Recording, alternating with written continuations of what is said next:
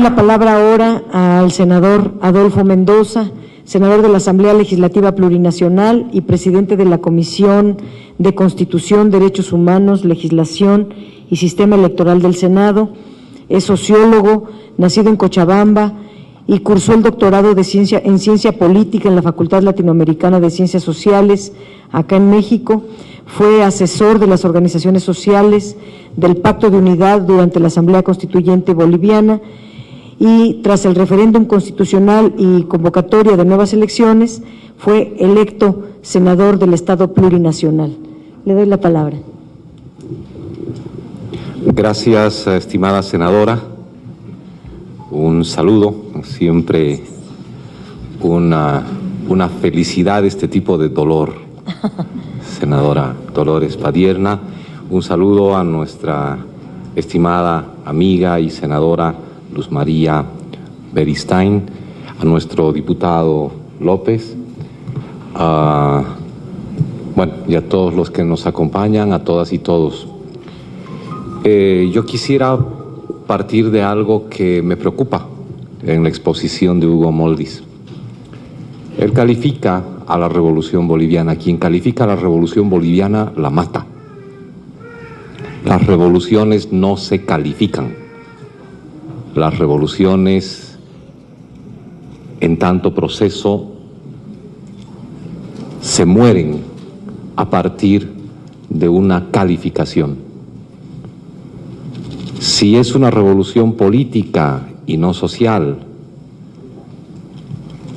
es ya un terreno de discusión totalmente distinto que debe verificar los avances de una revolución. Mas no por eso debemos acotar los alcances de esta, que en general, además en términos contextuales, la revolución democrática y cultural en Bolivia responde a una suerte de momento histórico privilegiado en América Latina. Tal vez desde el proceso independentista, desde la crisis del Estado colonial, allá por los años 1869, 70, 71, 72, 73, que coincide con sublevaciones indígenas a lo largo y ancho en América Latina. Tal vez desde ese momento no hemos tenido en América Latina otro instante de reforma radical de las estructuras estatales. En algunas formaciones sociales con un periodo mucho más corto que en otras. En algunos países con algunos avances más que en otros, pero son ciclos largos, son ciclos que llevan por lo menos medio siglo, si no un siglo. Pensemos la crisis del Estado colonial y los procesos iniciales independentistas en América Latina. Por eso es un momento privilegiado, porque es un momento general de la época, diría René Zabaleta Mercado. Es un momento en el que las sociedades latinoamericanas, a partir de la crisis de sus modelos estatales previos, empiezan a desnudarse y a mostrarse como son, para generar ciclos de transformación particular, pero además ciclos que son combinados. ¿Cómo entender la revolución democrático y cultural en Bolivia sin las transformaciones en Venezuela, sin las transformaciones en el Ecuador o sin la revolución cubana? Estos ciclos, entonces, bondadosos, son los que forman parte de este contexto para hablar de la situación actual en Bolivia. Debemos partir de esa constancia. Debemos partir señalando que en el conjunto de América Latina existe una fuerza social creciente que atacan los puntos centrales de la vieja geopolítica imperial. Y si en algunos países avanzan más los procesos de nacionalización y de lucha contra la privatización que en otros, no deberíamos por qué preocuparnos.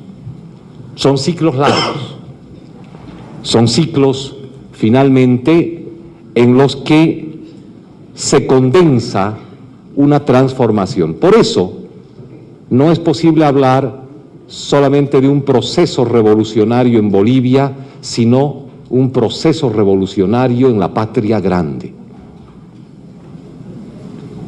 Cómo nos vaya es otra cosa. Hasta dónde se avance es otro cantar.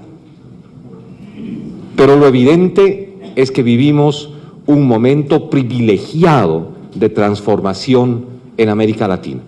Y ahí está el ejemplo de Bolivia, mediante el cual podemos sacar algunas enseñanzas, pero también algunos límites y grandes desafíos. En ese sentido yo me voy a concentrar solamente en dos elementos que muestran la situación actual de Bolivia. Uno, lo referente a la revolución democrática, a la propia conformación democrática en Bolivia, y luego a la caracterización de lo plurinacional. ¿Qué desafíos supone lo plurinacional y la construcción de esta nueva forma de estatalidad? Pero no sin antes mencionar que hay una agenda cumplida y que nuestro presidente, Evo Morales, lo manifestó de manera contundente en su mensaje presidencial ya el 22 de enero de este año. Se cumplió con la agenda de la Asamblea Constituyente y se cumplió con la agenda de octubre de la recuperación de los recursos naturales y la nacionalización. Esto no es poco. Esto no es poco porque generó tres elementos que están siempre presentes en la historia política de la izquierda latinoamericana y que a veces no le prestamos mucha atención. Uno, el problema de la igualdad. Dos, el problema de la solidaridad. Y tres, un replanteo de la visión de lo común que nos une. Hay varias lecturas respecto de la igualdad, hay varias lecturas respecto de los contenidos de la solidaridad y de lo común, que no es lo mismo que el bien común liberal. Pero sobre la base de esos tres elementos que giran en cualquier discusión de las izquierdas en América Latina, en Bolivia podemos encontrar varios avances. En el orden económico, además de un programa de nacionalizaciones, hemos roto un mito. Y esto puede servir no de enseñanza para América Latina, sino de enseñanza para la propia revolución boliviana. El mito que hemos roto es la centralidad de la eficiencia o no de la administración en la economía a partir del Estado. Se nos cuenta el cuento que el Estado es un mal administrador y que la empresa privada es buena administradora. Pero detrás de este discurso instalado de manera natural en nuestras cabezas, en nuestra doxa, está algo a lo cual hacía referencia Catu: las formas de transferencia de capital y no solamente de riqueza social desde el Estado hacia manos privadas. ¿De qué sirve una empresa estatal eficiente si es que de pronto sus capitales son transferidos a manos privadas? De nada. Entonces ahí hay una confusión. No es un problema de eficiencia, es un problema de generación de riqueza y de esta transferencia de capital. Y lo que ocurrió en Bolivia, antes de la nacionalización implementada por nuestro presidente, fue algo que se repite y se repitió a lo ancho y largo de América Latina. Y hoy México vive un proceso particular en ese sentido. Empresas que de pronto generan grandes ganancias, trasladan esta su ganancia no a una política de Estado, sino al engorde de las transnacionales y unas cuantas cabezas, ni siquiera la oligarquía en pleno.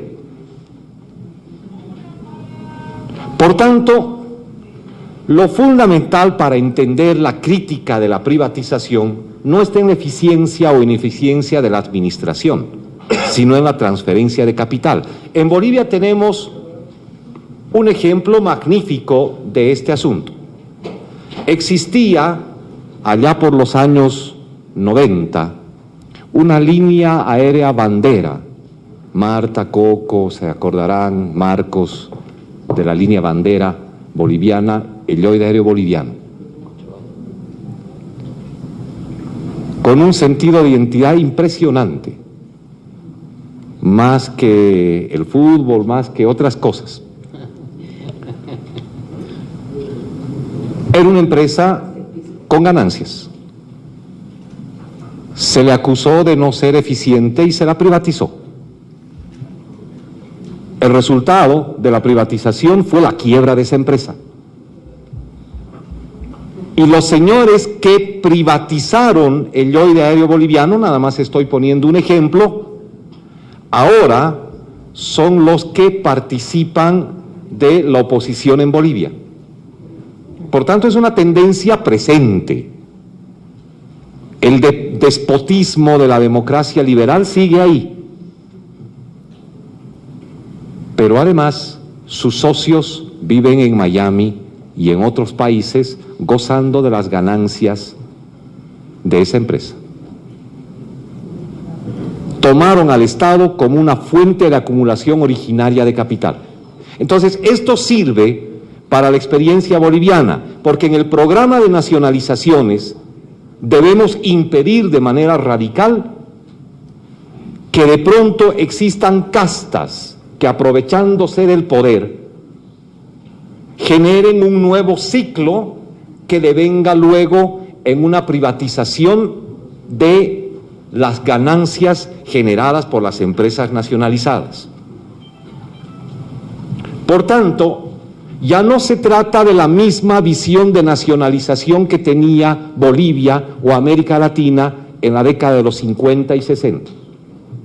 Ya no se trata de ese modelo de nacionalización si es que atendemos a esta enseñanza, cerrar las filas para que nunca más los recursos naturales sean privatizados.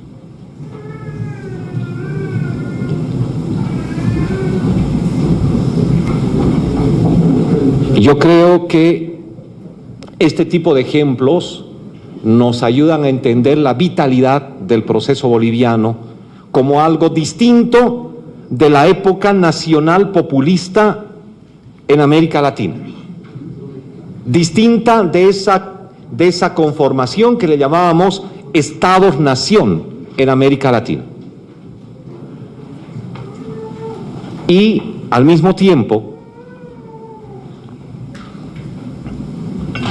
nos permite ubicar, romper más bien, este mito que siempre, insisto, está en nuestra cabeza como una doxa de la buena o mala administración de una empresa. El punto entonces allí no está en la buena o mala administración, sino en lo que se hace con la ganancia y la transferencia de capital. Si éste se redistribuye y se acortan las brechas sociales, entonces el modelo será radicalmente distinto de lo que podríamos suponer. Como estos avances tenemos muchos en el caso boliviano, porque además se genera una capacidad no solamente para reservas internacionales, para inversiones en sectores estratégicos, sino también para incentivos sociales. El gran avance en Bolivia es que ahora estamos a las puertas de definir políticas estratégicas de Estado, ni siquiera políticas de Estado en general, algo que no había ocurrido en el país desde 1825.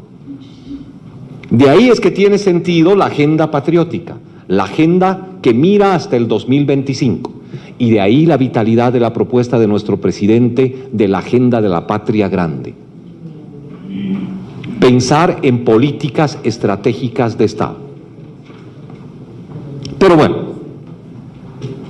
con ese advertido, y porque el tiempo es corto, quisiera señalar algunos problemas en la construcción democrática boliviana, en la invención de la nueva democracia, que como democracia radical en nuestra legislación se ha venido a denominar democracia intercultural.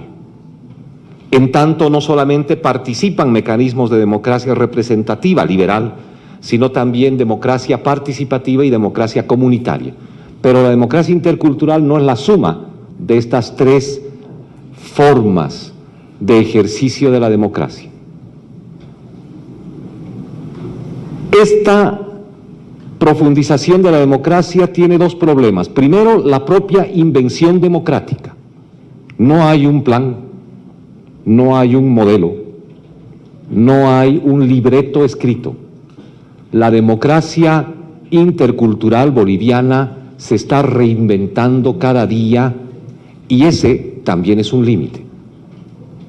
Porque no sabemos hasta dónde podemos trastocar algo que es natural, entre comillas, en una transformación estatal. Hay ruptura en revolución, pero también hay continuidades lógicas. Incluso en la Revolución Cubana hubieron algunas continuidades. Pero si esas continuidades en el caso boliviano se expresan a partir de la democracia representativa restringida, liberal, ¿en qué queda la invención democrática?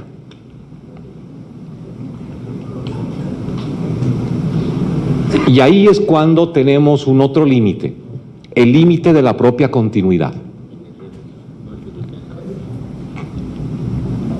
Samuel Doria Medina, que es una especie de slim, chiquito,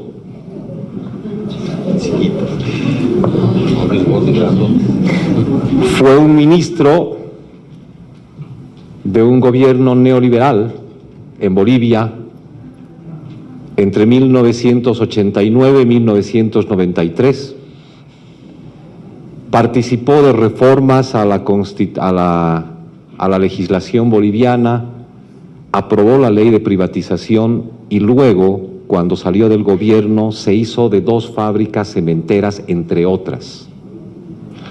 Hoy descubrimos en la mañana un documento a propósito del ejemplo del Lloyd Aéreo Boliviano, que este señor también participaba del directorio del Lloyd Aéreo Boliviano luego ya de su privatización. Armaron leyes como quien se mide un traje y luego de estar en el gobierno y pasar a la oposición, se benefician del programa de privatizaciones. Esto nos está hablando de un modelo de democracia, no solamente de algo que tiene que ver con el ejercicio ciudadano y el derecho al voto, sino quienes tienen el monopolio institucional de la democracia liberal representativa. Y ese es un asunto que constituye todavía un límite en el caso boliviano, porque comporta un conjunto de prácticas de cultura política que todavía está presente en la génesis de la nueva institucionalidad estatal. Entrar al gobierno o a la Asamblea Legislativa Plurinacional para ejercer la mermelada, se diría en Colombia, para ejercer la influencia del cargo y utilizar el cargo para esta transferencia de capital hacia manos privadas. Esto forma parte de toda la cultura democrática liberal, que yo le llamo despotismo democrático liberal. Esta forma despótica de leer la democracia que tiene el liberalismo ha construido una cultura política difícil de enfrentar. Y es ahí cuando los actores de la oposición en Bolivia se ven en el espejo. Es decir, encuentran en la invención democrática boliviana lo que ellos quieren encontrar cuando se miran al espejo. Es una relación imaginaria. Quieren encontrar al corrupto, quieren encontrar al que utiliza el cargo, quieren encontrar aquel que genera violencia, quieren encontrar aquel que, participando de las redes de poder, se mira en la autoridad actual. Es decir, intentan mirar a Evo Morales, a García Linera, a nosotros los asambleístas, como si fuesen ellos mismos con su actuación. Este es un problema teórico, pero también práctico de la democracia, pero que forma parte de la estrategia electoral, porque vivimos un año electoral en Bolivia, de la derecha boliviana. Por esa razón, a nuestro presidente le acusaron hace 2 años, César, de haber embarazado a una menor. A la hija de la ministra. A la hija de la ministra. Precisamente este señor, el Slim chiquito. Después no pudieron demostrar nada. No solo eso, le acusan al gobierno de generar toda una corruptela en la administración de justicia, de inventar el caso de terrorismo cuando nuestro país estuvo al borde de la guerra civil. Acusan a asambleístas, al presidente, al vicepresidente, de afectar los derechos humanos con casos emblemáticos en relación al TIP, NIS, etc. Sí, son relaciones muy duras, pero en realidad se están viendo en el espejo. Intentan señalar que se afectan derechos de mujeres, derechos de niños, derechos de adultos y adultas mayores, y lo que es peor, el tráfico de influencias al cual esta derecha siempre se acostumbró. Ayer acusaron al vicepresidente de uso indebido de influencias, señalando que una de sus parientes tenía bajo su cargo la dotación de catering, es esto que nos invitan en los aviones. Sí, una sahraora, un taquito. Y hacer negocio familiar con la nueva empresa estatal aérea boliviana.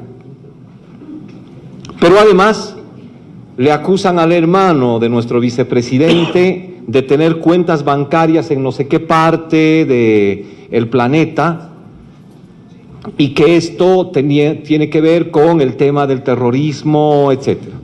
Es decir, más allá de la guerra sucia que esto implica, la tendencia es a utilizar esta suerte de imagen en el espejo como una fórmula de crítica a la renovada construcción democrática en Bolivia. Pero también está desde la oposición la construcción no solo de una suerte de lectura democrática en el espejo, despótica en el espejo, sino también una lectura artificial. Es decir, quienes fueron privatizadores y corruptos construyen artificialmente a los nuevos gobernantes, léase, presidente Evo Morales, García Linera, etcétera, como los narcotraficantes, los corruptos, los que no defienden los derechos humanos, etcétera. Entonces, se trata de una lectura perversa de la democracia y que tiene que ver con la estrategia renovada, no sé si de guerra de baja intensidad, pero renovada al fin del imperio norteamericano a la hora de llegar al momento de la votación. Lo hemos visto en Venezuela y lo hemos visto también en El Salvador. Técnicamente podríamos decir que toda segunda vuelta siempre tiene una cercanía entre la primera y la segunda fuerza en términos de resultado electoral. Es poco probable cuando existe una segunda vuelta que la distancia en votos sea muy grande entre primera y segunda fuerza. Tienen que darse condiciones muy específicas para aquello. La historia electoral de América Latina lo confirma. Claro, nunca se esperó que la victoria del FMLN fuera tan estrecha, pero lo cierto es que tuvo el 50% más uno de los votos. Mayoría absoluta. Y a partir de esta construcción despótica de la democracia, artificial, se dice que no, que eso es polarización. Entonces, polarización habrá sido pues la elección Bush-Al Gore en Estados Unidos, porque a pesar de que Al Gore ganó en votos absolutos, a nivel de todo Estados Unidos, perdió por un colegio electoral a cargo del hermano de Bush en Florida. ¿Había polarización allí? Bueno, por tanto, en Bolivia nos estamos enfrentando a algo que ya se ve como experimento en otros lados y que tiene su punto más fuerte y perverso en lo que está sucediendo en Venezuela. Estrategia entonces de la derecha en Bolivia, hablar de derechos humanos bajo la lógica de la concepción norteamericana de derechos humanos, hablar de inseguridad ciudadana y guerra sucia para descalificar con cualquier tipo de acusaciones a los fuertes candidatos de nuestras revoluciones en América Latina. Y en el caso boliviano, específicamente a nuestros candidatos a la presidencia y vicepresidencia. Esta tendencia, que ya la hemos observado de una u otra manera en otros países, se está empezando a generar en Bolivia. Más allá de las preferencias electorales, con una trampa. Y aquí en México existe mucha experiencia en este caso, el de las encuestas. Cuando las encuestas como técnica estadística se utilizan para medir una tendencia, no hay mucho problema. Pero cuando se convierten en una herramienta política de formación de la opinión pública mucho antes de un proceso electoral, pueden haber problemas. Puede inflarse un resultado y entonces esto generar un impacto sobre la población votante, sentidos de confianza para quienes apoyan a la mayoría, desconfianza para quienes están desencantados con la actuación de su propia opción de derecha, y entonces necesidad de convocar al voto duro, por ejemplo. Eso es lo que ha sucedido en el caso de El Salvador. Aproximadamente 500,000 más de votos entre la primera y la segunda vuelta. Crecieron ambas fuerzas políticas en votos, pero creció más Arena, porque con este efecto de construcción de la opinión pública y darle un resultado bastante holgado al FMLN en las encuestas, pudo convocar a un voto duro y generar confianza en el partido mayoritario. Pues bien, esas son las limitaciones de estar todavía jugando con el modelo despótico de la democracia liberal. Pero sin lugar a dudas, no es la única variable democrática en el caso boliviano. Y ahí es cuando ingresamos en el valor de las transformaciones a partir de las políticas de Estado de nuestro presidente Evo Morales. Sin embargo, el cuento no termina ahí. Y voy a extenderme un poquito más porque ahí sí esto es necesario plantear.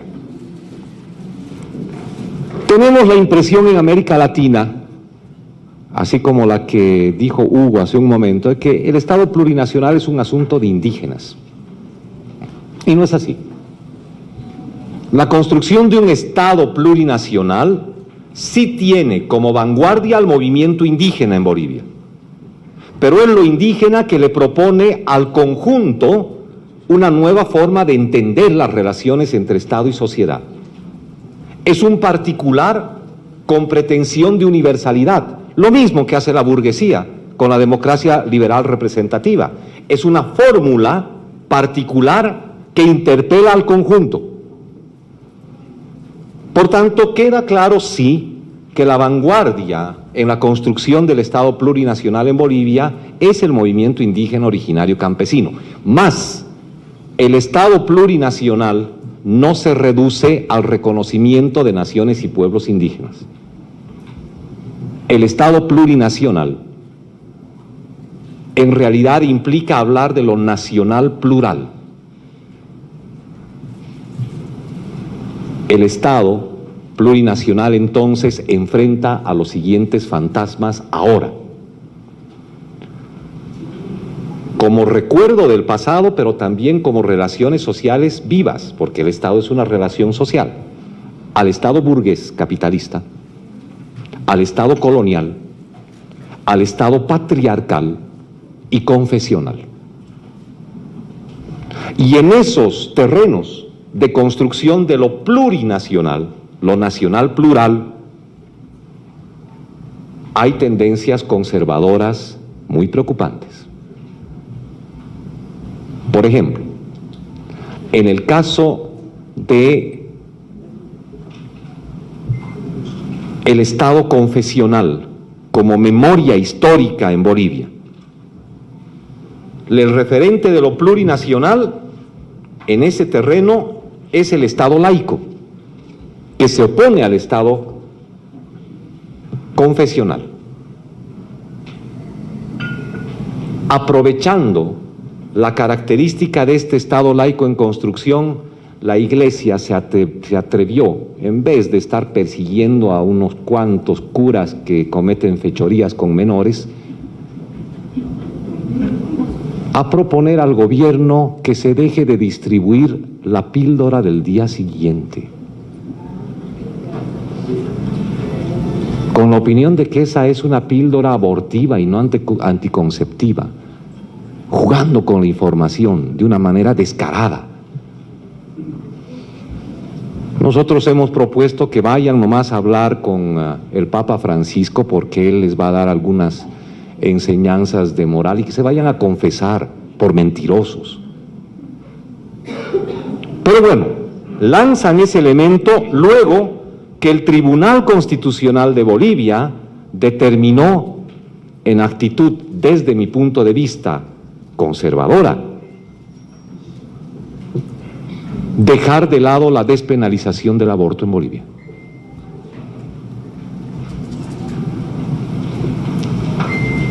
Esto nos invita a pensar ya no en el Estado confesional, sino en el Estado patriarcal.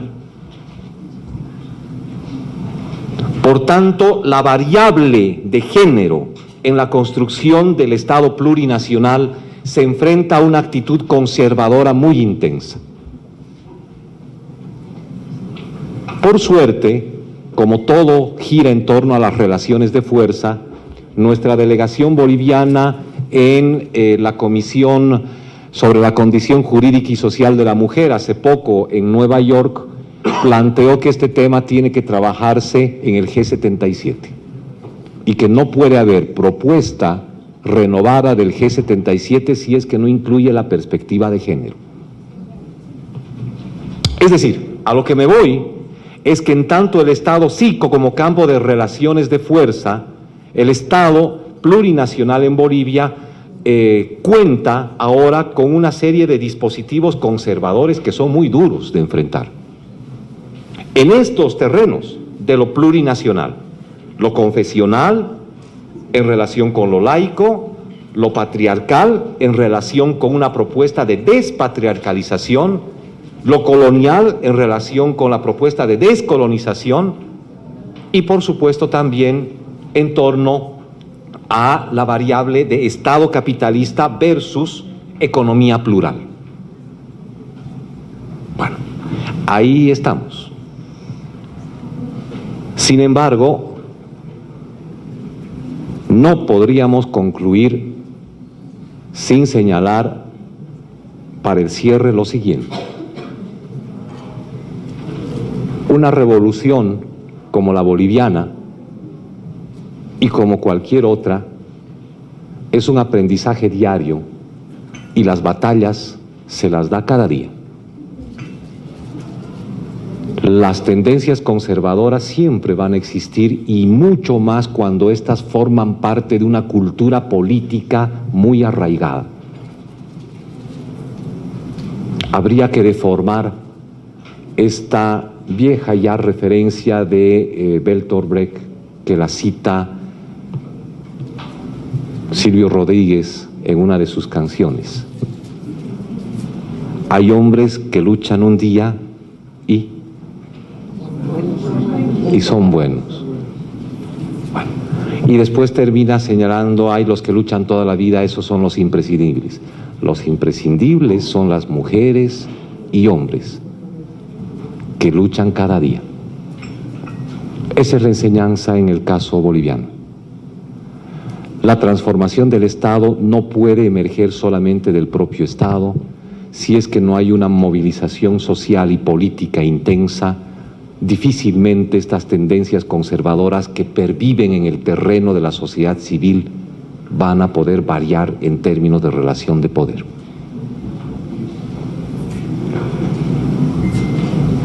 Pese a todo, porque los perros ladran, avanzamos, Sanchos, dice Don Quijote. Gracias.